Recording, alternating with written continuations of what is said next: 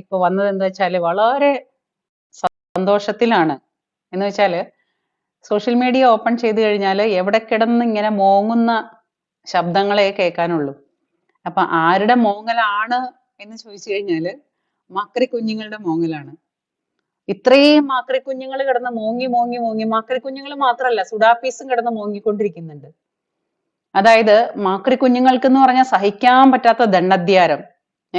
മാക്രി കുഞ്ഞുങ്ങൾക്കൊക്കെ ഇത്രയ്ക്കും അധികം വിശ്വാസങ്ങൾ ഉണ്ടായിരുന്നു, അത് അല്ലെങ്കിൽ അന്ധവിശ്വാസങ്ങൾ ഉണ്ടായിരുന്നു എന്ന് ഞാൻ ഇപ്പൊ സോഷ്യൽ മീഡിയ തുറക്കുമ്പോഴാണ് മനസ്സിലാവണത്. കാരണം എന്താ വെച്ചാല് ചില ആൾക്കാർക്ക് മുഹൂർത്തം പോയി, ചില ആൾക്കാർക്ക് പിന്നെ കല്യാണം മുടങ്ങി, അല്ലെങ്കിൽ ചില ആൾക്കാരുടെ കല്യാണത്തിന്റെ മുഹൂർത്തത്തിന്റെ സമയം മുടങ്ങി. അങ്ങനെ പലതരത്തിലുള്ള അഭിപ്രായ വ്യത്യാസങ്ങളും നിലവിളികളും, അതായത് ഈ കർക്കിടക മാസത്തിലും പിന്നെ വർഷക്കാലത്തൊക്കെ, ശരിക്കും വർഷക്കാലത്ത് ഈ പൊട്ടക്കുളത്തിലും തോടുകളിലും ചളിക്കുഴികളിലും പിന്നെ റോഡുകളിൽ കാണുന്ന കുണ്ടിലും കുഴിയിലൊക്കെ വെള്ളം നിറഞ്ഞു കഴിഞ്ഞിട്ട് ആ ചളിവെള്ളത്തിലൊക്കെ കിടന്നിട്ട് ഇങ്ങനെ മാക്രികള് കിടന്നിട്ട് ഇങ്ങനെ ഒച്ച ഉണ്ടാക്കില്ലേ, അതേപോലത്തെ ഒച്ച ഇപ്പൊ സോഷ്യൽ മീഡിയയിൽ കൂടി ഇപ്പൊ കേൾക്കാൻ പറ്റുന്നത്. ഇപ്പൊ സോഷ്യൽ മീഡിയ തുറന്നു കഴിഞ്ഞു കഴിഞ്ഞാൽ ഈ മാക്രി കൂട്ടങ്ങളുടെ നിലവിളിയും സുഡാപ്പീസിന്റെ കരച്ചിലും മാത്രമേ ഉള്ളൂ. അതായത് ഈ സുഡാപ്പീസ് കാണിച്ചിരിക്കുന്നത്, സുഡാപ്പീസിന് ശരിക്ക് ഹായ് സുരേഷ്, നമസ്തേ. ഈ സുഡാപ്പീസ് കാണിച്ചിരിക്കുന്നത് എന്താ വെച്ചാല് ഇവര് അഞ്ജലി നായർ അല്ലെങ്കിൽ മറ്റുള്ള നമ്പൂതിരി അല്ലെങ്കിൽ അങ്ങനെയുള്ള വലിയ വലിയ വലിയ ജാതികളിലും വർമ്മ അല്ലെങ്കിൽ നമ്പൂതിരി അല്ലെങ്കിൽ എന്താ പറയാ മേനോൻ, ഇങ്ങനെയുള്ള ഐഡികളിൽ മുഴുവനും ഫേക്ക് ഐഡികൾ ഉണ്ടാക്കിയിട്ട് ഈ ഫേക്ക് ഐഡികളിൽ മുഴുവൻ ഇരുന്നിട്ട് ഇങ്ങനെ ചൊറിഞ്ഞോണ്ടിരിക്കുകയാണ്. അപ്പൊ ശരിക്കും ഒരു ഹിന്ദുവാണ് ഹിന്ദുവിനെ പറയുന്നതെന്ന് എല്ലാവരും ചിന്തിച്ചോളൂല്ലോ. അതൊക്കെ ഹിന്ദു ഐഡികളാവുമ്പോ, ഹിന്ദുവിന്റെ പേരിലുള്ള ഐഡികളാവുമ്പോ ഒക്കെ ഫേക്ക് ഐഡികളാണ്. പക്ഷെ എന്നാലും ഹിന്ദുവിന്റെ പേരിലുള്ളതാവുമ്പോൾ ഹിന്ദുക്കൾ വിചാരിക്കുമല്ലോ, ഓ ഹിന്ദുക്കൾക്ക് യാതൊരു തരത്തിലുള്ള പിന്നെ സ്വരച്ചേർച്ചയും ഇല്ല, അവർ തമ്മിൽ അടികൂടുകയാണ്, അത് അവർക്ക് ഒരിക്കലും ഒരു ഒന്നിപ്പില്ല അല്ലെങ്കിൽ ഒരു ഗ്രൂപ്പായിട്ട് വർക്കിംഗ് ഇല്ല എന്നൊക്കെ വരുത്തി തീർക്കാലോ. ഒരുപാട് ഉദ്ദേശങ്ങളുണ്ട് ശരിക്കും. ഈ സുഡാപ്പീസുകളും ഈ കമ്മികളും ഫേക്ക് ഐ ഡി ഉണ്ടാക്കിയിട്ട് ഇതിന്റെ പുറകിൽ ഇരുന്നിട്ട് ഇങ്ങനെ ചൊറിയുന്നതിന് ഒരേ ഒരു ലക്ഷ്യമാണ് ഹിന്ദുക്കളെ തമ്മിൽ അടിപ്പിക്കുക. അപ്പൊ ഈ ഹിന്ദുക്കളെ തമ്മിൽ അടിപ്പിക്കാനായിട്ട് ഒരു ഹിന്ദുവിനെ തെറി പറയുമ്പോൾ വിചാരിക്കുമല്ലോ, അപ്പൊ ഒന്നിനും മുഖം ഉണ്ടാവില്ല, ഒരെണ്ണത്തിനും നാഥനും ഉണ്ടാവില്ല, പിന്നെ മുഖം ഉണ്ടാവില്ല. കാരണം മുഖമില്ലാതെ, സ്വന്തം മുഖം പോലും കാണിക്കാൻ ധൈര്യമില്ലാതെ, സ്വന്തം മുഖം പോലും കാണിക്കാനുള്ള ഐഡന്റിറ്റി ഇല്ലാതെ, ഒരു മനുഷ്യന്റെ ഐഡന്റിറ്റി എന്ന് പറഞ്ഞാൽ അവന്റെ മുഖമാണ്. അപ്പൊ ആ മുഖം പോലും വെളിയിൽ കാണിക്കാനുള്ള ആർജവമില്ലാതെ, നട്ടല്ലില്ലാതെ ഈ ചുമ്മാ ഇങ്ങനെ കിടന്നിട്ട് ഈ പൊട്ടക്കുഴിയിൽ കിടന്നിട്ട് ഓളിയിടുന്ന അല്ലെങ്കിൽ പിന്നെ എപ്പോഴും കിടന്ന് കരഞ്ഞോണ്ടിരിക്കുന്ന ഒരുതരം മാക്രികളുണ്ടല്ലോ, ചീവീടുകള്. ഈ ചീവീടുകളും മാക്രികളും കിടന്നിട്ട് ഇങ്ങനെ ഭയങ്കരമായിട്ട് കരച്ചിലാണ്. എന്താണ് സംഭവം എന്ന് ചോദിച്ചു കഴിഞ്ഞാല് ഈ നമ്മുടെ നാട്ടിലുള്ള എല്ലാ ചീവീടുകളും എല്ലാ സുഡാപ്പീസും എല്ലാ അന്തം കമ്മികളും ഒരേ കോൺസെൻട്രേഷനിലാണ്. എവിടെ? സുരേഷ് ഗോപിയുടെ മകളുടെ കല്യാണം. അതിനിപ്പോ എന്നാ പ്രശ്നം? അപ്പൊ ചോദിക്കുമ്പോ പറയും സുരേഷ് ഗോപിയുടെ മകളുടെ കല്യാണത്തിന് പ്രധാനമന്ത്രി വരുന്നുണ്ട്, മോദി വരുന്നുണ്ട്. അതിന് മോദി വരുന്നുണ്ട്, അയ്യോ മോദി വരുന്നപ്പോ നിങ്ങൾ ആരും അറിഞ്ഞില്ലേ? മോദി വരുമ്പോ അതേ സുരേഷ് ഗോപിയുടെ മകളുടെ കല്യാണം കാരണം 15 കല്യാണങ്ങൾ മാറ്റിവെച്ചു ഗുരുവായൂരത്തെ. ആദ്യത്തെ നുണ.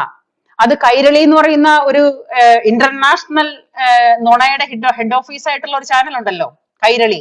ആ കൈരളി എന്നുള്ളതിന്റെ കൈ എന്നുള്ളിടത്ത് മൈ എന്നാണ് ചേർക്കേണ്ടത്. ഞാൻ ആ മൈ എന്ന് ഞാൻ പറയുന്നില്ല, കാരണം എന്റെ സംസ്കാരം ഞാൻ അതിന് അനുവദിക്കുന്നില്ല.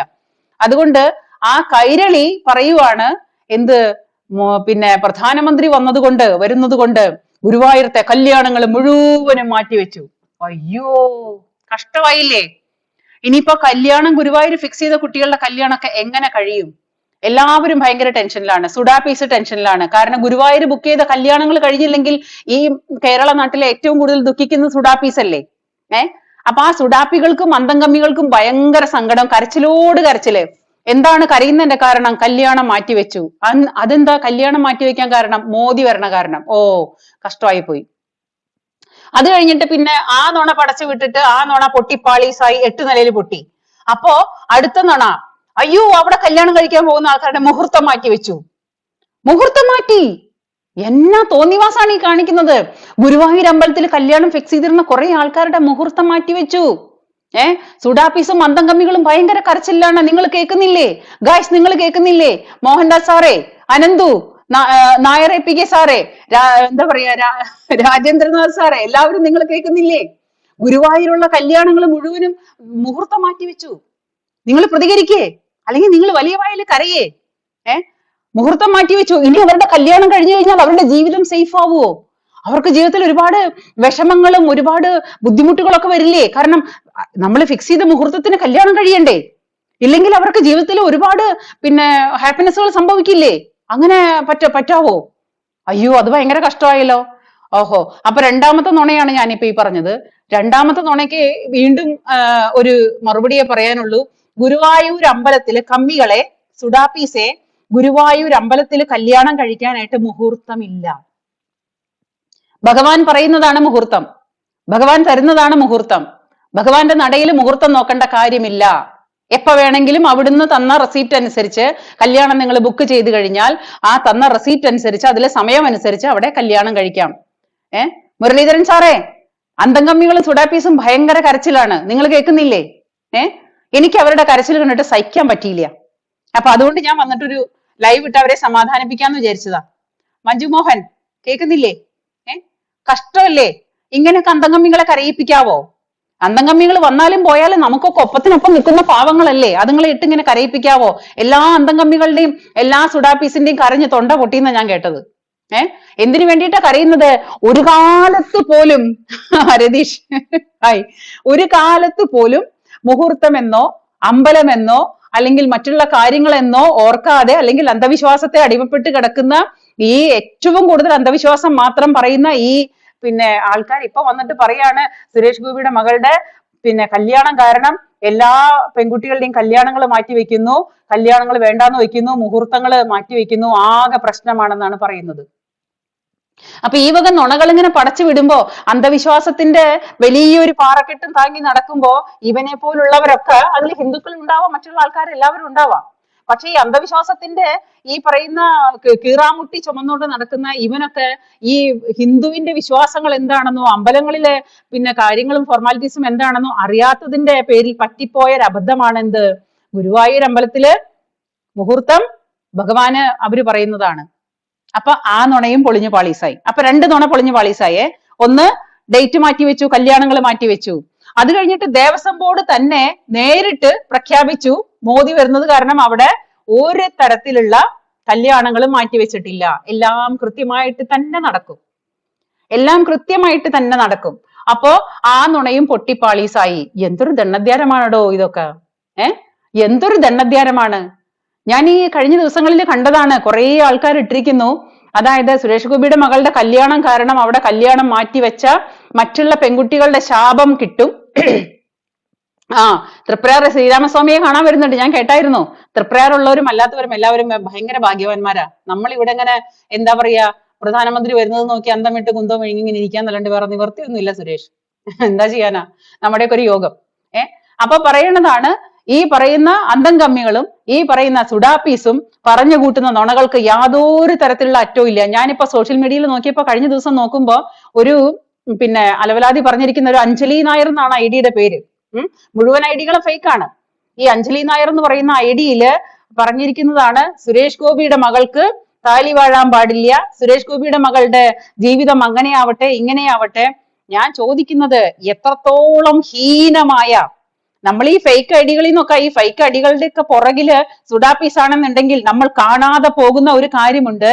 എന്തൊക്കെ ഫേക്ക് ഐഡികളാണെങ്കിലും നമ്മളുടെ ഹിന്ദുക്കളുടെ പേരിലാണ് ഐഡികൾ തുടങ്ങിയിട്ടുണ്ടെന്നുണ്ടെങ്കിലും നമ്മൾ മനസ്സിലാക്കേണ്ട ഒരു കാര്യം എന്താ വെച്ചാല്, ഈ ഹീന കൃത്യങ്ങൾ വിളിച്ചു പറയുന്നവന്റെ മനസ്സിന്റെ ദുഷ്ടാണ് നമ്മൾ മനസ്സിലാക്കേണ്ടത്. ഒരു മനുഷ്യന് തോൽവി വന്നു കാണാൻ, ഒരു മനുഷ്യൻ നശിച്ചു കാണാൻ, ഒരു മനുഷ്യന്റെ ജീവിതം അവസാനിച്ച് കാണാൻ, ഒരു മനുഷ്യൻ നേരെയാവരുതെന്ന് അങ്ങേയറ്റം പ്രാർത്ഥിക്കുന്ന, അല്ലെങ്കിൽ ഒരു മനുഷ്യനെ ശാപവാക്കുകളെ കൊണ്ട് പറയുന്ന എത്രത്തോളം ദുഷ്ടജന്മങ്ങളാണ് നമ്മളുടെ ഇടയിൽ ജീവിക്കുന്നതെന്ന് വേണം നമ്മൾ മനസ്സിലാക്കാനായിട്ട്. ഈ പറയുന്ന ഫേക്ക് ഐഡികളുടെ ഒക്കെ ഒരു ഉടമസ്ഥൻ ഉണ്ടാവുമല്ലോ, അത് ഒന്നുകിൽ അന്തംകമ്മി ആയിരിക്കും അല്ലെങ്കിൽ സുഡാപ്പീസ് ആയിരിക്കും. ഈ രണ്ട് വർഗ്ഗങ്ങൾക്കേ ഈ വക പരിപാടികൾ പറ്റുള്ളൂ. അപ്പൊ ഈ അന്തംകമ്മികളുടെ പേരിലായാലും സുഡാപ്പീസിന്റെ പേരിലായാലും ഈ ദുഷ്ടജന്മങ്ങള്, ഈ ദുഷ്ടകോമരങ്ങള് ഉദ്ദേശിക്കുന്ന, അല്ലെങ്കിൽ കാളകൂട വിഷസർപ്പങ്ങളാണ് ഇതുങ്ങൾ ഈ ഭൂമിയിൽ ജീവിക്കുന്നില്ലേ നമ്മുടെ കൂട്ടത്തില്? ഇവന്മാരൊക്കെ പോയി പോയി പോയി പോയി മുന്നോട്ട് പോകും തോറും ഏതൊക്കെ തരത്തിലുള്ള വിഷങ്ങളാ തുപ്പാന്ന് നിങ്ങളൊന്ന് ചിന്തിച്ചു നോക്ക്. ഇനി തമ്മിൽ ഇവര് കൊല്ലാൻ മടിക്കുവോ? ഇന്നിപ്പോ സുരേഷ് ഗോപിയുടെ മകളുടെ കല്യാണത്തിന് ഇത്രയും പിന്നെ ശാപവാക്കുകൾ മൊഴിഞ്ഞ ഇവന്മാരൊക്കെ നാളെ നമ്മളെ നേരെ നേരെ കാണുമ്പോ കഴുത്ത് വെട്ടി കൊല്ലാൻ മടിക്കുവോ? നമ്മുടെ നാട്ടിലുള്ള ഈ പറയുന്ന ഈ മുസ്ലിം ആണെങ്കിലും വേണ്ടില്ല, മറ്റുള്ള ആൾക്കാരായാലും വേണ്ടില്ല, എല്ലാവരും തമ്മിൽ തമ്മിൽ ചോദിക്കേണ്ട വലിയൊരു ചോദ്യമാണ്. നമ്മളെ ഒരു രാഷ്ട്രീയ കുപ്പായം എടുത്ത് അണിഞ്ഞു എന്നുള്ളത് ഒഴിച്ചാൽ നമ്മളെല്ലാവരും മനുഷ്യരാണ്. ഈ രാഷ്ട്രീയ കുപ്പായം വെറും മേലങ്കി മാത്രമാണ്. അത് എപ്പോ വേണമെങ്കിലും നമുക്ക് മാറ്റാം, എപ്പോ വേണമെങ്കിലും നമുക്ക് അഴിച്ചു വെക്കാം, എപ്പോ വേണമെങ്കിലും നമുക്ക് ഇത് വേണ്ടെന്ന് വെക്കാം. അപ്പൊ അതൊരു മേലങ്കി മാത്രമാണ്. ഈ രാഷ്ട്രീയ കുപ്പായത്തിന്റെ പല തരത്തിലുള്ള പാർട്ടികളുടെ മേലങ്കി ഇട്ട് കഴിഞ്ഞാൽ, അല്ലെങ്കിൽ സുഡാപ്പീസ് ആണെന്നുണ്ടെങ്കിൽ അവൻ സുഡാപ്പി ആണെങ്കിൽ ആ സുഡാപ്പീസിന് എന്ത് രാഷ്ട്രീയമല്ലേ? അവന് കൊല്ലണം, അടുത്ത വീട്ടിലുള്ളവനെ കൊല്ലണം, കഴുത്ത് വെട്ടണം എന്ന് അവന്റെ പഠിപ്പിച്ച കിതാബിന്റെ വാക്യങ്ങൾ മാത്രമേ അവന്റെ മനസ്സിലുള്ളൂ. അവൻ ജനിക്കുമ്പോ തൊട്ട് 2 വയസ്സ് തൊട്ടോ 3 വയസ്സ് തൊട്ടോ അവന്റെ ഉസ്താദ് അവന്റെ ചെവിട്ടിൽ ഓതി കൊടുത്ത അതേ മന്ത്രങ്ങള്, അതേ വാക്കുകള് അവനെ പഠിപ്പിച്ച അവന്റെ പാഠപുസ്തകത്തിലുള്ള, അവന്റെ ഉസ്താദിന്റെ പാഠപുസ്തകത്തിലുള്ള കുറെ കിതാബിലുള്ള കുറെ വാക്കുകളുണ്ടല്ലോ, ആ വാക്കുകളുടെ പ്രതിഫലനമാണ് നമ്മളിപ്പോ അനുഭവിക്കുന്നത്. ഒരു അമുസ്ലിമിനെ കണ്ടാൽ അവന്റെ കഴുത്ത് വെട്ടണം, നിനക്ക് പടച്ചോൻ സ്വർഗം തരും. ഇത് പഠിച്ചു വെച്ച കുറെ ദുഷ്ടജന്മങ്ങളുണ്ട്. ആ ദുഷ്ടജന്മങ്ങളാണ് ഫേക്ക് ഐഡി ഉണ്ടാക്കിയിട്ടും അന്തംകമ്മികൾക്ക്, അന്ധവിശ്വാസമില്ലാത്ത അന്തംകമ്മികളും കൂടി ഇരുന്നിട്ട് പറയുന്നതാണ് ഒരു മനുഷ്യന് അവര് നശിച്ചു പോവട്ടെ, അവർക്ക് ദുഷിപ്പ് വരട്ടെ, ആ കുട്ടിയുടെ താലി വാഴാതെ പോവട്ടെ, എന്തെല്ലാം തരത്തിലുള്ള പിന്നെ ദുഷ്ടത്തരങ്ങളാണ് പറഞ്ഞു വെക്കുന്നത്. നിങ്ങളൊന്ന് കേൾക്കണം. നമ്മൾ പരസ്പരം വളരെ കെയർഫുൾ ആവണം. You be very careful with this type of people. കാരണം അത്രയ്ക്കും വിഷമാണ്. സീരിയസ്ലി ഇവന്റെയൊക്കെ ഉള്ളിന്റെ ഉള്ളിൽ കിടന്ന് കഴിഞ്ഞുകൂടുന്ന കാര്യങ്ങൾ എന്തൊക്കെയാണെന്ന് ആർക്കറിയാം? നമ്മുടെ മുന്നിൽ ചിരിച്ചുകൊണ്ട് നമ്മളെ കൊല്ലാനായിട്ട് പിന്നാലെ നടക്കുന്ന, അതായത് നമ്മൾ ശരിക്കും പറഞ്ഞു കഴിഞ്ഞാല് മലമ്പാമ്പിനെ വളർത്തുന്ന അവസ്ഥയാണ്. പെരുമ്പാമ്പുകളാണ് ഇത് മുഴുവൻ. പെരുമ്പാമ്പിനെ വളർത്തിയ അവസ്ഥയാണ്. പെരുമ്പാമ്പിനെ സ്നേഹിച്ച് നമ്മൾ കൂടെ കൊണ്ടു നടന്ന് അവന്റെ കൂടെ നമ്മൾ നടന്നു കഴിഞ്ഞാൽ അവൻ ചതിക്കാണ്ട് പോവില്ല. ഒരു ദിവസം നമ്മളുടെ നീളം എന്നും അളന്നു നോക്കുന്ന പറയുന്നത് പെരുമ്പാമ്പ്. നമ്മുടെ കൂടെ കിടന്നു നോക്കിയിട്ട് നമ്മുടെ നീളത്തിനൊപ്പം അവനായാൽ, വിഴുങ്ങാനായാൽ അവൻ നമ്മളെ വിഴുങ്ങും.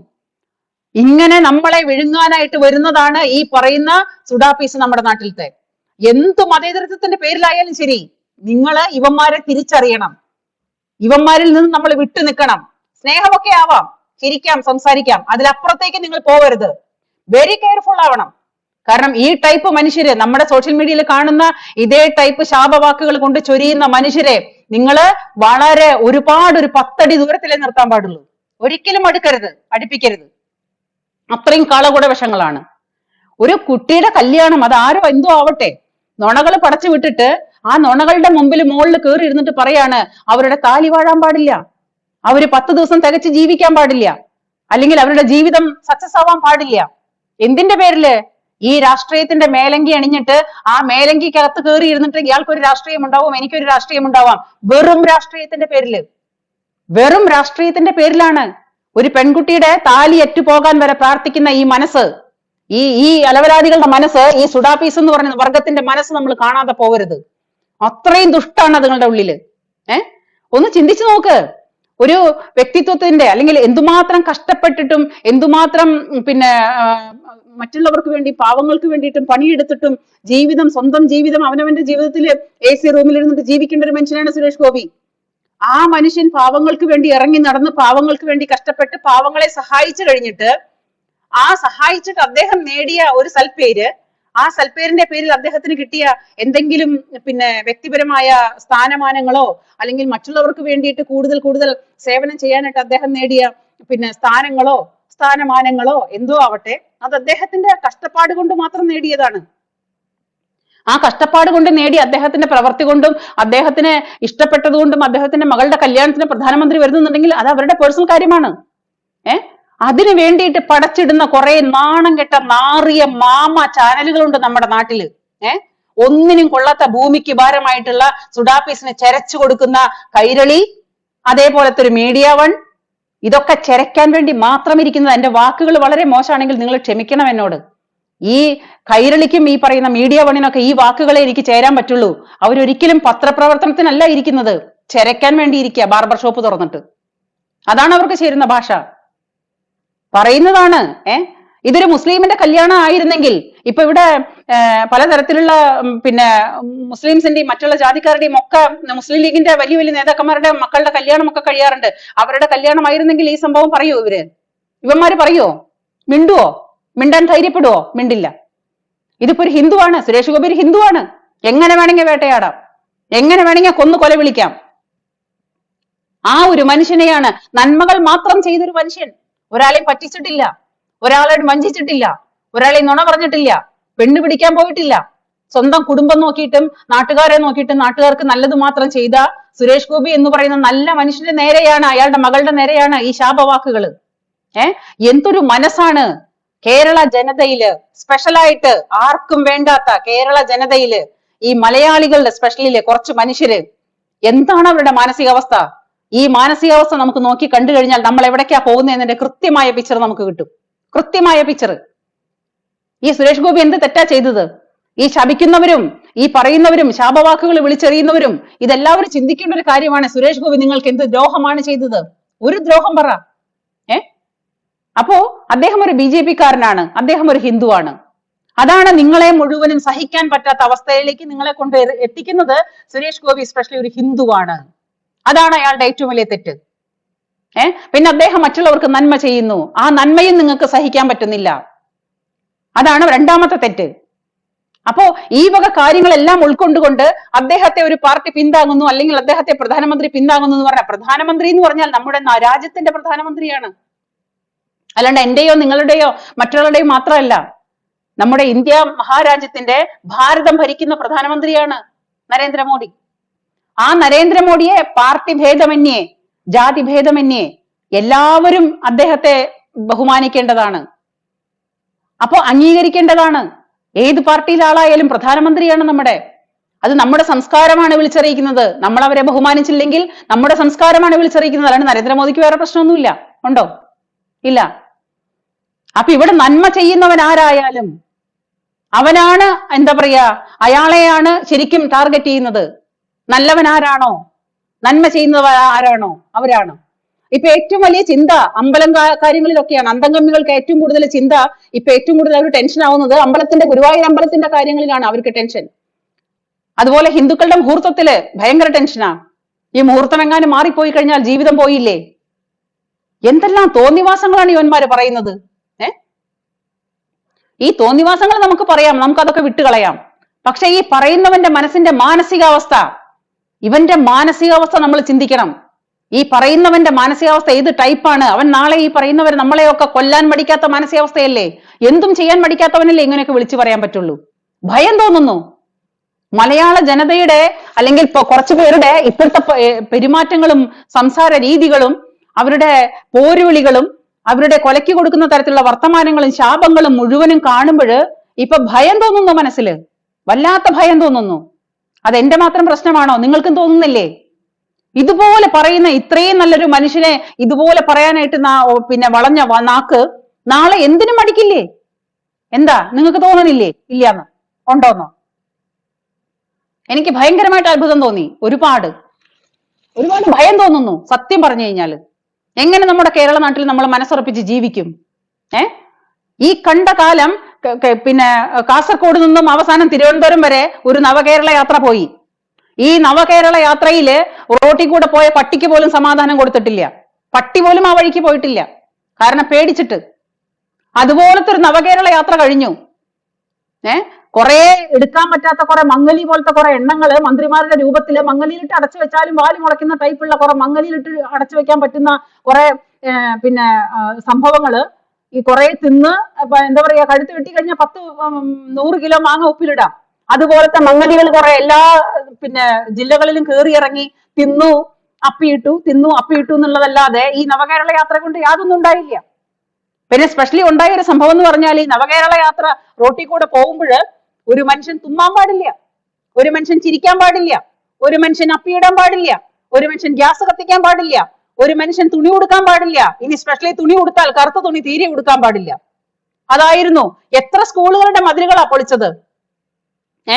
ഈ പറയുന്ന നവകേരള യാത്രയിലെ ഈ പറയുന്ന പിന്നെ വിഡ്ഢി കുശ്മാണ്ഡന് മുഖ്യമന്ത്രി എന്ന് പറയുന്ന വിഡ്ഢി കുശ്മാണ്ഡന് നവകേരള യാത്ര, വിഡ്ഢി കുശ്മാണ്ഡനും അയാളുടെ കൂടെയുള്ള 40 കള്ളന്മാർക്കും മാലിബാബയും 40 കള്ളന്മാരും 41 കള്ളന്മാരും കൂടി പിന്നെ നവകേരള യാത്ര നടത്തിയിട്ട് നമ്മുടെ കേരളത്തിലുള്ള കേരള ജനതകൾക്ക് എന്തൊക്കെ ഉപകാരങ്ങൾ കിട്ടിയെന്ന് ആരെങ്കിലും ഒരാൾ ഇതിന്റെ അടിയിലൊന്ന് കമന്റ് ചെയ്യൂ?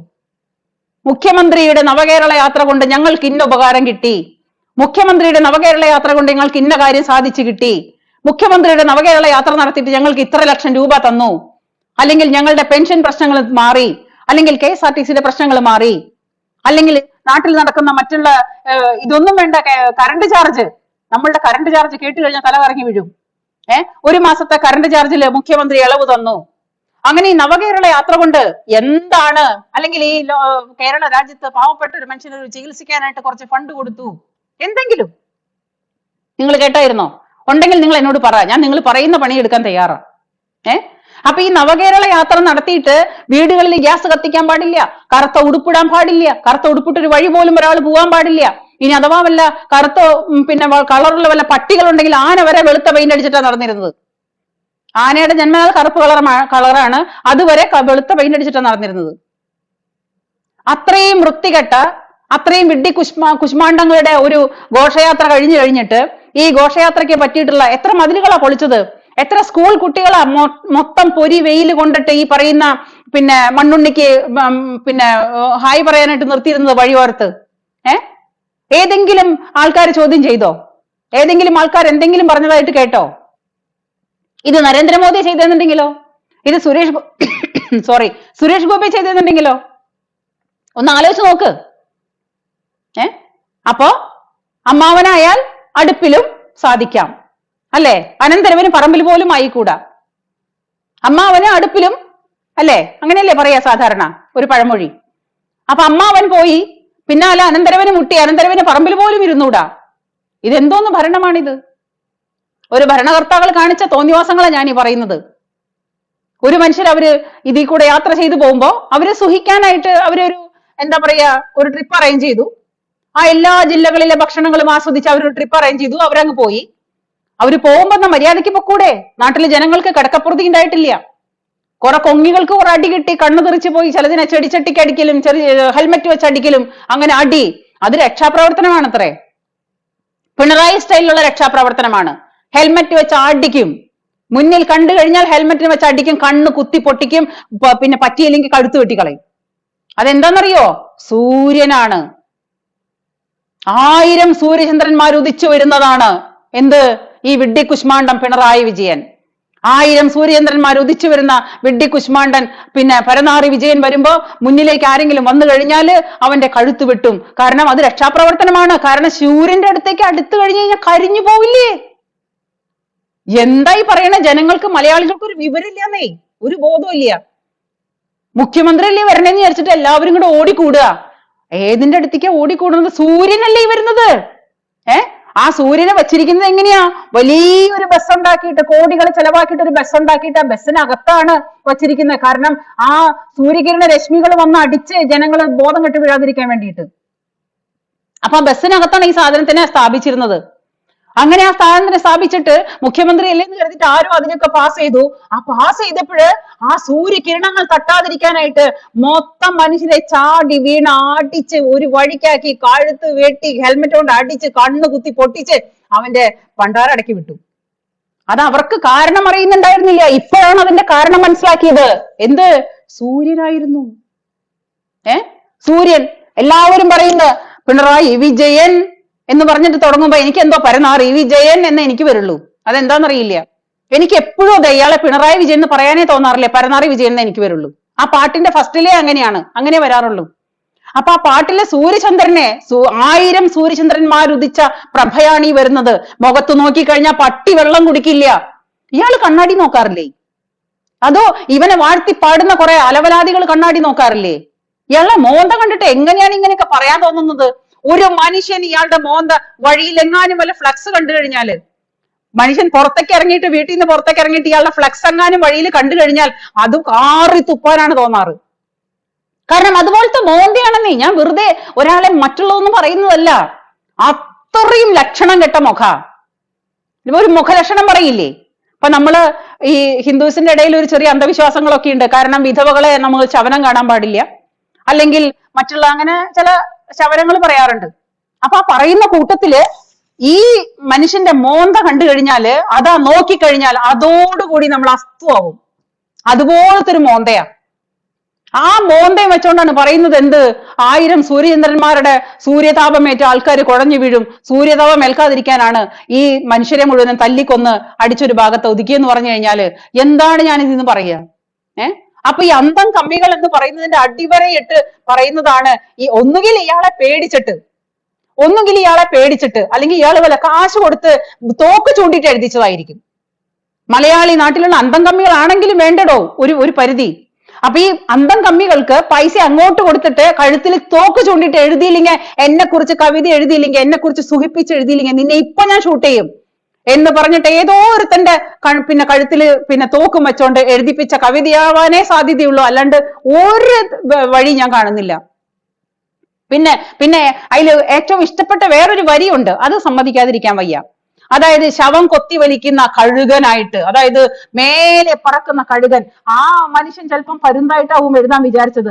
അവന്റെ ഉള്ളിൽ വല്ല വിഷമം ഉണ്ടോ, ദേഷ്യം ഉണ്ടാവും. അപ്പൊ അതുകൊണ്ടായിരിക്കും അവൻ കഴുകനോട് ഉപമിച്ചത്. ഉപമ കഴുകനാണ്. കഴുകൻ, ശവന്തീനി കഴുകൻ. കേരളത്തിന്റെ മുഖ്യമന്ത്രിയുടെ ഇപ്പോഴത്തെ പുതിയ ലേബൽ എന്താണെന്നറിയോ? ശവന്തീനി കഴുകൻ. ശവന്തീനി ജീവനുള്ള ജീവികളെ പോലും അത് തിന്നില്ല, ചത്തു കഴിഞ്ഞിട്ടേ ശവം തിന്നുന്നത്. അപ്പൊ യുദ്ധഭൂമിയില് കഴുകൻ ഉണ്ടാവും അവസാനം. അപ്പൊ ചത്ത ശവങ്ങള്, ചീഞ്ഞ ശവങ്ങള് കൊത്തി വലിക്കുന്ന കഴുകനാണ്. കഴുകനോട് ഉപമിച്ചിട്ട് അടുത്തത്. എന്തോ നാടേ ഇത്? തലയ്ക്ക് ഏതെങ്കിലും വെളിവുള്ള ഒന്നും ഇല്ലേ നിങ്ങളുടെ കൂട്ടത്തിലൊന്നും? ഇതൊക്കെ ഒരു മനുഷ്യനെ ശരിക്കും ഒന്നുകിൽ അയാളോടുള്ള വൈരാഗ്യം തീർത്തതായിരിക്കും, അല്ലെങ്കിൽ ഏതെങ്കിലും ഒരുത്തനെ കഴുത്തിൽ തോക്ക് വെച്ചിട്ട് അവനെ കൊണ്ട് എഴുതിച്ചതായിരിക്കും. അങ്ങനെ നവകേരള യാത്രയും കഴിഞ്ഞ് ലോകത്തിലുള്ള മനുഷ്യരെ മുഴുവനും തല്ലി ഒരു ഭാഗത്തൊതുക്കി, വേണ്ടാത്ത കാര്യങ്ങളും വേണ്ടാത്ത സംഗതികളെല്ലാം പാസാക്കി, നവകേരള യാത്രയും തീറ്റയും കൂടിയും കഴിഞ്ഞ് അങ്ങനെ നവകേരള യാത്രയ്ക്ക് കർട്ടൻ വീണു. കർട്ടൻ വീണ് കഴിഞ്ഞിട്ട് ഇപ്പോ രാജ്യത്തിന്റെ പ്രധാനമന്ത്രി ഒരു അരമണിക്കൂറോ ഒരു മണിക്കൂറോ കുറച്ച് റെസ്ട്രിക്ഷൻസ് അവിടെ ഉണ്ടെങ്കിൽ, ഗുരുവായൂർ വരുന്നുണ്ടെങ്കിൽ അത് സഹിക്കാൻ പറ്റാത്ത ആൾക്കാരാണ് നമ്മുടെ കേരളത്തില്. അപ്പൊ ഈ നവകേരള യാത്രയ്ക്ക് ഈ കണ്ട കാലം കൊടി പിടിച്ച ആൾക്കാരല്ലടേ നിങ്ങളൊക്കെ. അതെന്താ? അത് ആഹാ, ഞങ്ങളുടെ വരുമ്പോ ആഹാ, ഇത് നിങ്ങളുടെ അല്ലേ, നിങ്ങളുടെ വരുമ്പോ ഏഹേ. അത് കൊള്ളാലോ? അത് കൊള്ളൂലല്ലോ. എല്ലാവർക്കും ഈ ഭൂമിയിൽ ജീവിക്കണ്ടേ? ഒരു സ്റ്റേറ്റിന്റെ ഭരണാധിപൻ വരുന്നതിനാണ് ഈ തോന്നിവാസങ്ങൾ മുഴുവൻ നമ്മുടെ കേരളത്തിൽ അരങ്ങേറിയത്. എത്ര കോടിയാണ് മുടിച്ചത്? ഇത് മുഴുവനാവാം. ഇത് മുഴുവനും ഈ രാഷ്ട്രീയത്തിന്റെ മേലങ്കി അണിഞ്ഞ ഈ അന്തം കമ്മികൾക്ക്, ഈ നുണ പടച്ചു വിടുന്ന, നാഴികയ്ക്ക് 40 വട്ടം നുണ പടച്ചു വിടുന്ന അന്തം കമ്മികൾക്ക് യാതൊരു പ്രശ്നവും ഇല്ല, അതാവാം. പക്ഷെ സോഷ്യൽ മീഡിയ എന്ന് പറയുന്ന ഒരു പ്ലാറ്റ്ഫോം ഇവിടെ ഉള്ളതുകൊണ്ട് ഇത് നുണയാണോ നേരാണോ എന്നുള്ളത് അപ്പോഴേ സംഗതി കണ്ടുപിടിച്ച് ഏതെങ്കിലും ഒരുത്തനൊക്കെ സോഷ്യൽ മീഡിയയിൽ കിടന്നിട്ട് അത് കുത്തിപ്പൊക്കി എവിടെ പോയിട്ടല്ല ഒരു കാര്യം കൊണ്ടുവന്ന് സത്യം ജനങ്ങളുടെ മുന്നിൽ കൊണ്ടുവരും. അത് കാരണം ഈ മാമ ചാനലുകൾക്കും ഈ പറയുന്ന ഷേവ് ടീമുകൾ ഉണ്ടല്ലോ, മീഡിയ വണ്ണും കൈരളിയും പോലുള്ള ഷേവ് ടീമുകൾ, ഈ ടീമുകൾക്കൊന്നും ഇപ്പൊ വലിയ കാര്യത്തിൽ ക്ലച്ച് പിടിക്കുന്നില്ല. കാരണം സോഷ്യൽ മീഡിയ ഇപ്പൊ വലിയൊരു വില്ലനാ. ആ സോഷ്യൽ മീഡിയയിൽ കുത്തിയിരിക്കുന്ന സംഖ്യകളോ അതിനേക്കാളും വില്ലന്മാരാ. അവന്മാരുടെ മുമ്പിൽ ഒരു കളി നടക്കില്ല. അപ്പോ സോഷ്യൽ മീഡിയയിൽ കുത്തിയിരുന്ന് മാറുന്ന ഈ സംഖ്യകളുടെ ഉണ്ടല്ലോ, ഈ സംഖ്യകളുടെ ഇടയിൽ ഒരു കളി നടക്കില്ല. എവിടെയോ അമ്മയുടെ പാല് കുടിച്ചതിന്റെ അടിയിൽ കിടക്കുന്ന സംഗതി ഉണ്ടെങ്കിൽ അത് വരെ വിളിച്ച് മാന്തി കൊണ്ടുവന്ന് പുറത്താക്കിയിട്ട് കാര്യങ്ങൾ മുഖതാവിലാക്കും. അതാണ് ഇന്നത്തെ അവസ്ഥ. അപ്പൊ അതുകൊണ്ട് ഈ സോഷ്യൽ മീഡിയ വന്നത് കാരണം എല്ലാവരും 19 അടവ് പയറ്റിയിട്ടും കാര്യമില്ല, തോറ്റമ്പടയായിട്ട് കിടക്കുക. ഇതൊക്കെ ഈ നാട്ടിൽ നടക്കുന്ന കാര്യങ്ങളാ. ഒരുത്തൻ പറയണതാണ്. അതായത് ഒരു സതീശൻ, കൊങ്ങിയുടെ സതീശൻ പറഞ്ഞതാണ്. അത് വേറൊരു ഇതിന്റെ ഇടയിൽ കൂടെ ഞാൻ പറയുകയാണത്, കാരണം അത് പറയാതിരിക്കാൻ പറ്റില്ല. ഹറാം എന്ന് പറഞ്ഞിട്ടാണെന്ന് മഹാത്മാഗാന്ധി മരിച്ചത്. ഹറാം എന്ന് പറഞ്ഞ വാക്കിന്റെ അർത്ഥം എന്തെന്നാ? നശിച്ചത് അല്ലെങ്കിൽ കൊള്ളൂലാത്തത്. അതാണോ മഹാത്മാഗാന്ധി പറഞ്ഞത്? ആ മഹാത്മാവിനോട് ഒരു ആദരവ് വേണ്ടേ സതീശ? എന്റെ പൊന്ന് സതീശ, നീയും ഒരു അമ്മയ്ക്ക് പിറന്നതല്ലേ? നിന്റെ പാർട്ടിയും നിന്റെ കോൺഗ്രസും എല്ലാം മാറ്റിവെക്കേ. നീ ഒരു മനുഷ്യനുണ്ടായതല്ലേ സതീശ? ആ മനുഷ്യനുണ്ടായ ഒരു ഗുണം കാണിക്കടേ. ഒരു മനുഷ്യനുണ്ടായവൻ, അവൻ രാഷ്ട്രീയക്കാരൻ, ഏത് രാഷ്ട്രീയക്കാരനും ആവട്ടെ, ആ രാഷ്ട്രീയത്തിന് വേണ്ടിയിട്ടാണെങ്കിലും പറയുന്നതിന് വേണ്ടേ. ഒരല് തന്നെയാണ് വിഴുങ്ങുന്നതെന്നുണ്ടെങ്കിലും വിരല് കൊണ്ടൊരു മറ വേണമെന്ന് പറഞ്ഞ പോലെ ഒരു രാഷ്ട്രീയക്കാരനാണെങ്കിലും ഒരു മര്യാദയ്ക്ക് വേണ്ടേ സതീശ? വെറുതെ എല്ലാ കോൺഗ്രസെ നീ ഗുണം പിടിക്കാത്തത്. ഈ കോൺഗ്രസ് ഇനിയും താഴോട്ട് പോവും. നിങ്ങൾ കാണിക്കുന്നത് മുഴുവനും സോഷ്യൽ മീഡിയ കാണുന്നുണ്ട്, ജനങ്ങൾ അറിയുന്നുണ്ട്, അപ്പാപ്പ അറിയുന്നുണ്ട്. ഹറാം എന്ന് പറഞ്ഞിട്ടാണോ, ഹേ റാം എന്ന് പറഞ്ഞിട്ടാണോ മഹാത്മാഗാന്ധി മരിച്ചു വീണെന്ന് ഇവിടുത്തെ ചരിത്രങ്ങൾ പഠിക്കുന്ന എല്ലാ മനുഷ്യർക്കും അറിയാവുന്നതാ, കൊച്ചുകുട്ടികൾക്ക് പോലും അറിയാവുന്നതാ. ആ സ്ഥാനത്താണ് ഈ സതീശൻ എന്ന് പറയുന്ന തന്തയില്ലാത്തവൻ വന്നിട്ട് പറയുന്നത് മഹാത്മാഗാന്ധി മഹാത്മാവ് മരിച്ചപ്പോഴ് ഹറാം എന്ന് പറഞ്ഞിട്ടാ മരിച്ചതെന്ന്. ഇവന് സുഡാപ്പീസിനെ ഷേവ് ചെയ്ത് കൊടുക്കണമെങ്കിൽ ഇവന് ഷേവ് ചെയ്താ പോരെ?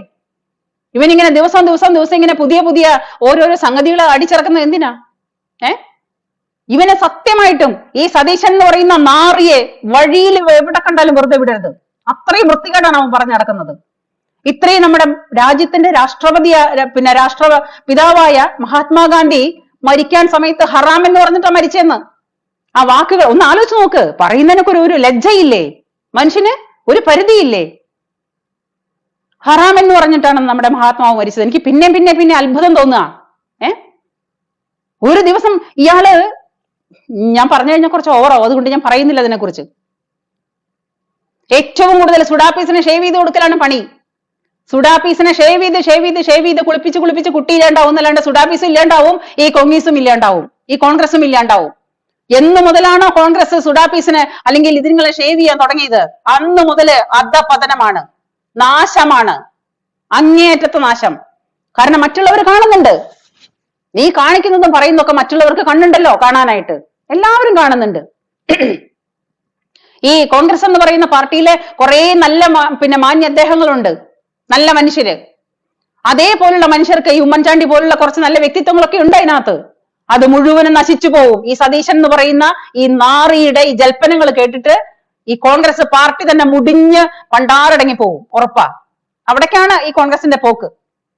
ഇനിയിപ്പോ പപ്പുവിന്റെ അടുത്തൊരു യാത്ര, പപ്പുവിന്റെ അടുത്ത ഓട്ടം തുടങ്ങിയിട്ടുണ്ട്, മണിപ്പൂരിൽ നിന്നാണ് ഇപ്പോഴത്തെ ഓട്ടം. അത് പിന്നെ കുലം മുടിക്കാനായിട്ട് കോടാലി കൈ എന്ന് പറഞ്ഞിട്ടുണ്ടായതാണ് ഒരു പപ്പൂസ്. ഈ കോൺഗ്രസിന്റെ കുലം മുടിക്കാനുണ്ടായ ഒരു കോടാലി കൈയാണ് പപ്പൂസ്. ആ പപ്പൂസ് കുലം മുടിപ്പിച്ചേ അടങ്ങൂ. മനസ്സിലാവുന്നുണ്ടോ? അപ്പോ അയാളുടെ ഇനി അടുത്ത ജോഡോ യാത്ര ന്യായ ജോഡോ യാത്ര. കഴിഞ്ഞ ജോഡോ യാത്രയിൽ ന്യായം നടന്നില്ല. അപ്പോ ഈ പ്രാവശ്യത്തെ ജോഡോ യാത്ര ന്യായ ജോഡോ ആണ്. അപ്പൊ ആ ന്യായ ജോഡോ യാത്ര ഇപ്പൊ തുടങ്ങും മണിപ്പൂരിന്ന്. ഓടട്ടെ, രാഹുൽ ഇനി ഓടും ഒരുപാട്. പക്ഷേ പട്ടി, നിങ്ങൾ നായ്ക്കളെ ശ്രദ്ധിച്ചിട്ടുണ്ടോ? ഈ നായ്ക്കൾ ഒരു ഭാഗത്ത് ഇരിക്കില്ല, എപ്പോഴും ഇങ്ങനെ ഓടിക്കൊണ്ട് നടക്കും. മാർക്കറ്റിൽ കാണാം, റോട്ടിൽ കാണാം, പെരുവഴിയിൽ കാണാം, പഞ്ചായത്ത് റോട്ടിൽ കാണാം, പൊതുവഴിയിൽ കാണാം, എല്ലായിടത്തും കാണാം. പട്ടി ഇങ്ങനെ ഓടുവാണ്, എപ്പോഴും ഓടിക്കൊണ്ടിരിക്കും. അതേപോലെ വാലിന് തീ പിടിച്ച പോലത്തെ ഒരു ഓട്ടമാണ് ഈ ഓട്ടം. എന്ത്? ജോഡോ ഓട്ടം. ആ ജോഡോ ഓട്ടത്തിന്റെ തലപ്പത്തിരിക്കുന്ന ഓരോരോ നേതാക്കന്മാർ, ഇത്രയും കാലവും എക്സ്പീരിയൻസ് ഉള്ള ഓരോ നേതാക്കന്മാർ പറയുന്നതാണ് എന്ത്? മഹാത്മാവ് ഇങ്ങനെയാണ് മരിച്ചത്, ഹറാം എന്ന് പറഞ്ഞിട്ടാണ്. ഹറാം എന്ന് പറയുന്ന വാക്കിന്റെ അർത്ഥം എന്താ? ഹേ റാം എന്നല്ല, അങ്ങനെയല്ല പറഞ്ഞെന്ന്. ഹേ റാം എന്നല്ല, ഹറാം. അപ്പോ ഇവനൊക്കെ രാഷ്ട്രീയം കളിച്ച് എവിടേക്കാണ് ഇവന്റെ പോക്ക്? ഈ ഒരു വിഭാഗത്തെ മാത്രം ഷേവ് ചെയ്ത് കൊടുത്തോണ്ടിരുന്നാൽ ഇവിടെ എന്തോ നടക്കാനാണ്? എന്താണ് ഇവന്റെയൊക്കെ ഒരു സ്വപ്നം കാണല്? ഇവിടുത്തെ ഹിന്ദുക്കളെ മൊത്തം അങ്ങ് ഇല്ലാണ്ടാക്കി കഴിഞ്ഞിട്ട് ഈ സുഡാപ്പീസിനെ മാത്രം വെച്ച് വാഴിക്കാന്നാണോ? അത് അവര് മാത്രം മതി എന്നാണോ സതീശ? ഹിന്ദുക്കൾ ആരും വേണ്ടേ സതീശന്? അതോ സതീശന്റെ വക പുതിയ പുതിയ കണ്ടുപിടുത്തങ്ങൾ ഇങ്ങനെ കൊണ്ടുവരുന്നതുണ്ട്? ആരുടെ മുമ്പിലായി പറയുന്നത്? മലയാളികളെ മൊത്തത്തിലാണോ പൊട്ടനാക്കുന്നത്? നിങ്ങൾക്ക് കോൺഗ്രസ്സുകാർക്ക് മൊത്തം പൊട്ടനായ പോരെ? ഒരു പൊട്ടനെയും വെച്ചോണ്ട് കുറെ പൊട്ടന്മാര് നടക്കുന്നുണ്ട്, നിങ്ങൾ നടന്നോ? നിങ്ങൾ കേരള ജനതയെ എന്തിനാ പൊട്ടന്മാരാക്കുന്നത്? അതിന്റെ ആവശ്യം എന്താ? നിങ്ങൾക്ക് പൊട്ടനാവണമെങ്കിൽ നിങ്ങൾ ആയിക്കോ, കുഴപ്പമൊന്നുമില്ല. കുറെ കാലം സരിത നായരുടെ പാവാടത്തുമ്പിലെ പാവകളായിരുന്നു. ഇപ്പൊ വേറെ ആരുടെയൊക്കെയോ കുറെ സുഡാപ്പീസിന്റെ പാവാടത്തുമ്പിലെ പാവകളാണ്. നിങ്ങൾ നടന്നോ? അതിന് നമുക്ക് യാതൊരു വിരോധമില്ല. നമ്മൾ നല്ല ഒന്നാം തരം നട്ടലുള്ള, നല്ല നാഥനുള്ള, ചോദിക്കാൻ പറയാനും ആളുള്ള, അല്ലെങ്കിൽ ഇന്ത്യ മഹാരാജ്യത്തിന് ഇന്ന് ഏറ്റവും നല്ലൊരു നേതാവുള്ള അങ്ങനെ ഒരു നേതാവിന്റെ കീഴിലാണ് ഞങ്ങളൊക്കെ ജീവിക്കുന്നത്. അന്തസ്സോട് കൂടിയിട്ട് പറയാം, നരേന്ദ്ര ദാമോദർ ദാസ് മോദി അതാണ് ഞങ്ങളുടെ പ്രധാനമന്ത്രി. രാഷ്ട്രീയം നോക്കിയിട്ടല്ല ഞാൻ പറയുന്നത്, അന്തസ്സോട് കൂടിയിട്ട് ഞങ്ങൾ പറയും ഞങ്ങളുടെ പ്രധാനമന്ത്രി നരേന്ദ്ര ദാമോദർ ദാസ് മോദിയാണെന്ന്. അത്രയും അന്തസ്സുണ്ട് ഞങ്ങൾക്ക്. ഇനി ഈ പറയുന്ന സതീശ, രമേശ, നിങ്ങളോട് എല്ലാവരോടും ഞാൻ ചോദിക്കുന്ന ഒരു ചോദ്യമാണ്. എന്ത്? നിങ്ങൾക്ക് ഹിന്ദുക്കൾ എന്ന് പറഞ്ഞാൽ വേണ്ടെങ്കിൽ നിങ്ങളുടെയൊക്കെ പേര് മാറ്റിയിട്ട് തുമ്പും ചെത്തിയിട്ട് പോടോ ഈ പറയുന്ന ജാതിയിലേക്ക്. അന്തസ്സായിട്ട് ഇറങ്ങി പോടോ. നിനക്ക് ആ ഹിന്ദു നാമം നിനക്ക് മാറ്റിക്കൂടെ സതീശ? നീ ഉണ്ടായത് തന്നെ ഹറാമാണ്, നിന്റെ പേര് തന്നെ ഞങ്ങൾക്ക് ഹറാമാണ്. നീ ദയവ് ചെയ്ത് ഞങ്ങൾക്ക് ഒരു ഉപകാരം ചെയ്തു തരുമോ? ഈ ഹിന്ദു എന്ന് പറയുന്ന സംസ്കാരത്തിൽ നിന്ന് നീ ഒന്ന് മാറി പോകാവോ? ഞങ്ങളെ വേണ്ടെങ്കിൽ നീ പോ. നിന്റെ ആ ഹിന്ദുവിന്റെ പിന്നെ പേരും നിന്റെ ഹിന്ദുവിന്റേതായ ജീവിത രീതികളെല്ലാം മാറ്റി വെച്ചിട്ട് നീ പോയിട്ട് ഹറാമിൽ പോയി ജീവിക്കടാ. എന്ത് ആയിക്കൂടെ? കേരള രാജ്യത്തെ അല്ല ഇന്ത്യ മഹാരാജ്യത്തെ ഹിന്ദുക്കളാരും വേണ്ടാന്നുണ്ടെങ്കിൽ നീയൊക്കെ തുമ്പം ചെത്തിയിട്ട് പോ പൊന്നാനിക്ക്. പൊന്നാനി പോയിട്ട് വാ. പ്രതാപനോടും എനിക്ക് ഇതാ പറയാനുള്ളത്. പ്രതാപനും കഴിഞ്ഞ ദിവസം കുറെ ചലച്ചതല്ലേ വിശുദ്ധ ഖുർആൻ, വിശുദ്ധ സംഭവം, വിശുദ്ധ പിന്നെ മുസ്ലിം വിശുദ്ധ ആചാരങ്ങള്. എന്നാ നീയൊക്കെ ഇങ്ങനെ വാഴ്ത്തിപ്പാട്ടിൽ നിർത്തിയിട്ട് നിങ്ങൾക്കൊക്കെ ഹിന്ദുക്കളോട് എന്തെങ്കിലും വിരോധങ്ങൾ ഉണ്ടെങ്കിൽ സ്വന്തം പേരൊക്കെ മാറ്റി കളഞ്ഞ് തന്തയും മാറ്റി പറഞ്ഞു പോയി പൊന്നാനി പോയി ചെത്തി പോയി നടക്കടോ മുണ്ടും എടുത്തോട്ട് കൊടുത്തിട്ട്. അതാണോടോ മാന്യത? ആണാണെങ്കിൽ ചെയ്യടോ, അങ്ങനെ ചെയ്ത് കാണിക്കേ.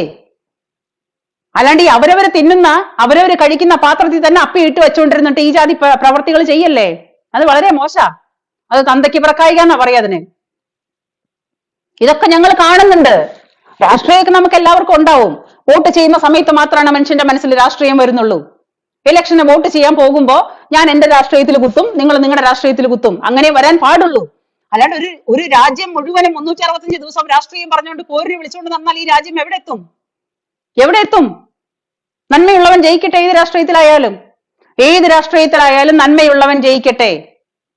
മനസ്സിൽ നന്മയുള്ളവർ നന്നായി ഭരിക്കട്ടെ. അല്ലെങ്കിൽ ജനങ്ങൾക്ക് നന്മ ചെയ്യുന്നവർ നാട്ടിൽ ഭരിക്കട്ടെ. അതിന് ഞാൻ രാഷ്ട്രീയം വിലകൽപ്പിക്കുന്നില്ല. രാഷ്ട്രീയമൊന്നും ഒരു മാനദണ്ഡമല്ല. നന്മയുള്ള മനുഷ്യരുടെ മനസ്സിലാണ് കാര്യങ്ങൾ. അത് അതിന് വിടുന്നു. അല്ലാതെ ബാക്കി 365 ദിവസം രാഷ്ട്രീയം പറഞ്ഞുകൊണ്ട് പോരി വിളിച്ച് നടന്നു കഴിഞ്ഞാൽ ഈ നാട് എവിടെ ചെന്നെത്തും? പരസ്പരം കാണുന്ന മനുഷ്യര് നാളെ കടിച്ചു കയറാൻ തുടങ്ങില്ലേ? വെട്ടിക്കൊല്ലാൻ തുടങ്ങില്ലേ? അല്ലെങ്കിലും ഉണ്ടല്ലോ രാഷ്ട്രീയ നാടകങ്ങൾ. അങ്ങനെയാണല്ലോ. ഓരോ മനുഷ്യരെ കുടുംബത്തിൽ നിന്ന് വിളിച്ചിറക്കി കൊണ്ടുവന്നിട്ട് കൊല്ലലല്ലേ പണി. ഇനിയിപ്പോ ഈ സതീശൻ എന്താണ്? ഈ സതീശനും പ്രതാപനും ഈ കൊങ്ങികൾക്കൊക്കെ എന്തുകൊണ്ടാണ് ഇത്രയും മുസ്ലിം പ്രേമം? അവരെ പ്രേമിക്കേണ്ടതെന്ന് ഞാൻ പറയില്ല. എനിക്കും ഒരുപാട് മുസ്ലിം സുഹൃത്തുക്കളുണ്ട്. ഒരുപാട് നല്ല മനുഷ്യരായിട്ടുള്ള മുസ്ലിം സുഹൃത്തുക്കളുണ്ട്. ഒരുപാട്. നമ്മൾ സ്നേഹിച്ചാൽ അവരും നമ്മളെ തിരിച്ചു സ്നേഹിക്കുന്ന നല്ല മനുഷ്യരാണ്. ഈ രാഷ്ട്രീയത്തിന്റെ പേരും പറഞ്ഞ് നടക്കുന്ന ഈ പറയുന്ന ഈ കൊങ്ങികളിൽ ഈ സതീശനും രമേശനും ഒക്കെ എന്തുകൊണ്ടാണ് ഇങ്ങനെ ആയി പോകുന്നതെന്ന് എനിക്ക് മനസ്സിലാവുന്നില്ല. നിങ്ങൾക്ക് ഹിന്ദു വിഭാഗം വേണ്ടാന്നുണ്ടെങ്കിൽ നിങ്ങൾ നിങ്ങളുടെ പേരും വെട്ടി എല്ലാ കാര്യങ്ങളും അവസാനിപ്പിച്ച് പൊന്നാനിക്ക് പോ ചെത്ത്, എന്നിട്ട് എന്തെങ്കിലും മറ്റുള്ള സുഡാപ്പീസിന്റെ പേര് വിട്ട് സന്തോഷമായിട്ട് ജീവിക്കേ. പിന്നെ ഒരു കാര്യമുണ്ട്, സതീശനും രമേശനും പ്രതാപനും ഒക്കെ 3, 4, 5, 10 വേണമെങ്കിൽ കെട്ടാം. ആൾക്കാർ കാണല്ലേ. ഇതുവരെ നിങ്ങൾ കാണാണ്ടല്ലേ ഒപ്പിച്ചിരുന്നേ. ഒരു സരിതാ നായരുടെ പാവാടത്തുമ്പത്ത് കിടന്ന് ഊഞ്ഞാലാടി കളിച്ചിരുന്ന നിങ്ങൾക്കൊക്കെ ഇനി എല്ലാവരും കാണല്ലേ 3, 4, 5 ഒക്കെ കെട്ടാം. കുഴപ്പമില്ല. അങ്ങനെ ഒരു കാര്യമുണ്ട്. അങ്ങനെ ആയി കഴിഞ്ഞ ഒന്ന് ശ്രമിക്കേ സതീശ പറഞ്ഞ് ഓവറായി കഴിഞ്ഞ സതീശ റോട്ടിൽ ഇറങ്ങിക്കഴിഞ്ഞാൽ ഇതുപോലെ നമ്മുടെ മഹാത്മാവിനെ വരെ വർത്തമാനം പറഞ്ഞിട്ട് ഈ അനാവശ്യമായ വർത്തമാനങ്ങൾ അടിച്ചേൽപ്പിക്കുമ്പോ നീ മറക്കേണ്ടത് മറ്റൊന്നുണ്ട്. റോട്ടിൽ കൂടെ നിനക്ക് ഇറങ്ങി നടക്കാൻ പറ്റില്ല. കാരണം മഹാത്മാഗാന്ധി എന്ന് പറഞ്ഞാല് ഈ രാജ്യത്തിന്റെ രാഷ്ട്രപിതാവാണ്. ആ രാഷ്ട്രപിതാവിനെയാണ് നീ ഇങ്ങനെ അവഹേളിക്കുന്നത്. ഈ അവഹേളനം എന്ത് രാഷ്ട്രീയത്തിന്റെ പേരിലായാലും ശരി ഒരു മനുഷ്യനും വച്ചു കുറിപ്പിക്കുന്നു നീ വിചാരിക്കണ്ട. ഇതൊക്കെ പറഞ്ഞു കഴിഞ്ഞിട്ട് റോട്ടിൽ കൂടെ ഇറങ്ങി നടക്കണം. അതും കൂടെ ചിന്തിക്കേ. ഇന്നെല്ലാം അപ്പാപ്പഴാണ്, പിന്നെയല്ല. അത് ഈശ്വരനായാലും ജനങ്ങളായാലും ശരി. പിന്നെ വെക്കുന്ന പരിപാടിയില്ല, അപ്പാപ്പ കണക്ക് തീർക്കുന്നതാണ്. അതുകൊണ്ട് സതീശനും രമേശനും ഒക്കെ ഈ പറഞ്ഞത് ഈ തോന്നിവാസങ്ങൾ ഇറങ്ങിയിട്ട് റോട്ടിൽ കൂടെ നടക്കുമ്പോ മര്യാദയ്ക്ക് നടക്കണമെന്നുണ്ടെങ്കിൽ നാവ് മര്യാദയ്ക്കാവണം. അല്ലെങ്കിൽ കൈപ്പക്കുരു തുപ്പണ്ടി വരും. കൈപ്പക്കുരു തുപ്പിക്കാനുള്ള വഴി നോക്കല്ലേ സതീശ. അത്രേ നമ്മൾ പറയുന്നുള്ളൂ. പിന്നെ വന്ന കേസുകളൊക്കെ അല്ലേ, കേസ് പിന്നെ വരട്ടെന്ന് വിചാരിക്കും. നമ്മളൊക്കെ എന്തിനും തയ്യാറായിട്ട് നടക്കുന്ന മനുഷ്യരാണ്. ജീവനിലൊന്നും യാതൊരു പേടിയുമില്ല. ഇത്ര കാലം ജീവിച്ചേക്കാമെന്ന് ആർക്കും ഗ്യാരണ്ടി കൊടുത്തിട്ടില്ല ഒരാൾക്കും. സർവീശ്വരനാണ് നിശ്ചയിച്ചിട്ടുള്ളത് എന്റെ ജീവൻ എപ്പോ എടുക്കണം എന്നുള്ളത്. അത് അദ്ദേഹം തന്നെ വിചാരിക്കണം. അല്ലാണ്ട് ഒരു സതീശനും രമേശനും കമ്മീസൊന്നും വിചാരിച്ചാലൊന്നും എന്റെ ജീവൻ എടുക്കാൻ സാധിക്കില്ല. ഇനി ജീവൻ എടുത്താലും അത്രയും കാലം കോഴി പറഞ്ഞ പോലെ അഴകോടെ മരിക്കണം. അന്ന് മരിക്കുകയാണെങ്കിലും അഴകോടെ മരിക്കണം എന്ന് കോഴി പറയുന്നത്.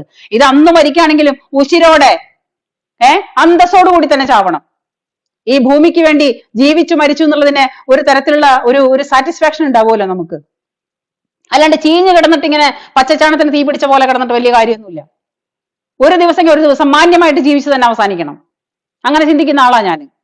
അതുകൊണ്ട് ഒരു പേടിയില്ല ഒരാളെയും. ഇനി അങ്ങനെ വരട്ടെന്നൊന്നും ആരും വിചാരിക്കണ്ട. വരട്ടിലൊക്കെ വേണ്ടത് വരുന്നുണ്ട് ഇൻബോക്സിൽ. കൊല്ലും, തിന്നും, കത്തിക്കും, അങ്ങനെ ചെയ്യും, ഇങ്ങനെ ചെയ്യും എന്നുള്ള ഭീഷണികളൊക്കെ ഒരുപാട് വരുന്നുണ്ട്. ഭീഷണിയൊന്നും നമുക്ക് എന്നോ ശീലമാണ്. ഭീഷണി ഭീഷണിയിലൊന്നും ഒരു പേടിയില്ല. അന്തസ്സുള്ളവൻ പറയുന്നവൻ പിന്നിൽ നിന്ന് കുത്താണ്ട് നേർക്ക് നേരെ വാ, നേർക്ക് നേരെ വാ. ഇപ്പൊ ഒരു 55 വയസ്സായിട്ടുണ്ട്. ഇനി ഇവിടുന്ന് അങ്ങോട്ട് 56 വയസ്സ് വരെ ജീവിച്ചേക്കാന്ന് ഞാൻ ആർക്കും ഗ്യാരണ്ടി കൊടുത്തിട്ടൊന്നുമില്ല.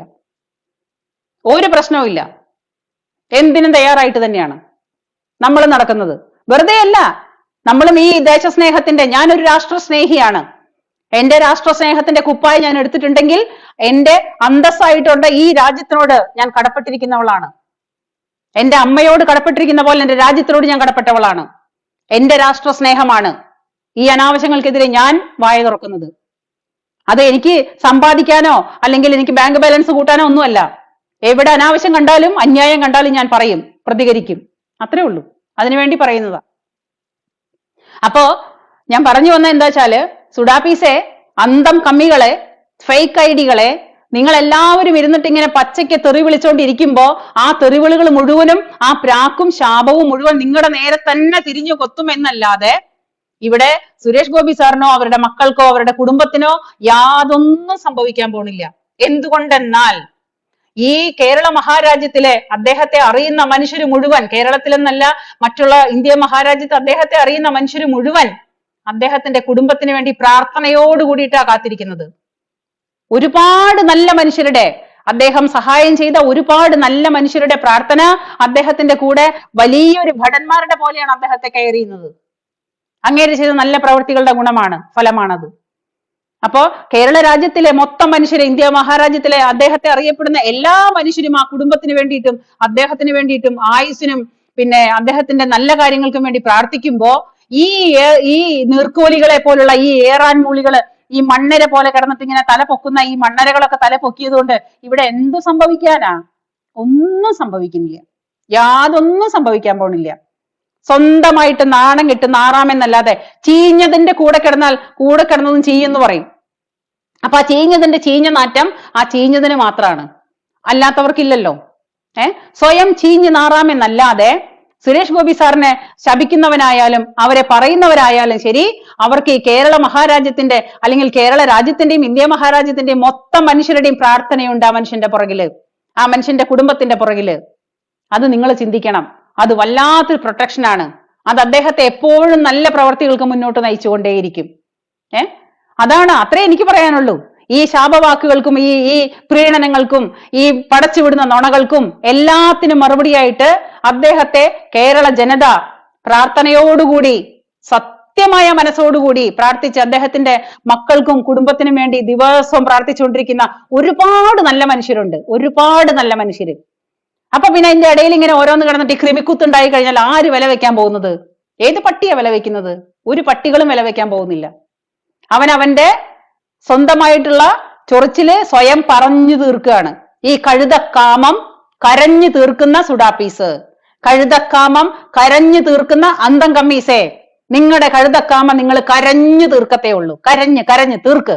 ഞങ്ങൾക്കിത് കാണുമ്പോൾ ഭയങ്കരമായിട്ടുള്ള എന്താ വല്ലാത്തൊരു ഉൾപുളകം അനുഭവപ്പെടുന്നുണ്ട്. ഒരു ധൃതന്ത പുളകിതെന്നൊക്കെ കേട്ടിട്ടില്ലേ?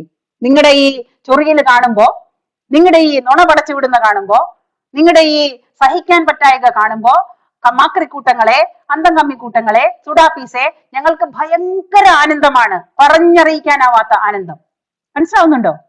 അപ്പോ സുരേഷ് ഗോപി സാറിന്റെ മകളുടെ കല്യാണം 17-ാം തീയതിയാണെന്ന് തോന്നുന്നു. കല്യാണത്തിന്റെ ഒരുക്കങ്ങളൊക്കെ തുടങ്ങിയിട്ടുണ്ട്. ഹൽദിയുടെ ഫോട്ടോസ് കണ്ടിരുന്നു, വേറെ കുറെ 1-2 വീഡിയോസ് എല്ലാം കണ്ടിരുന്നു.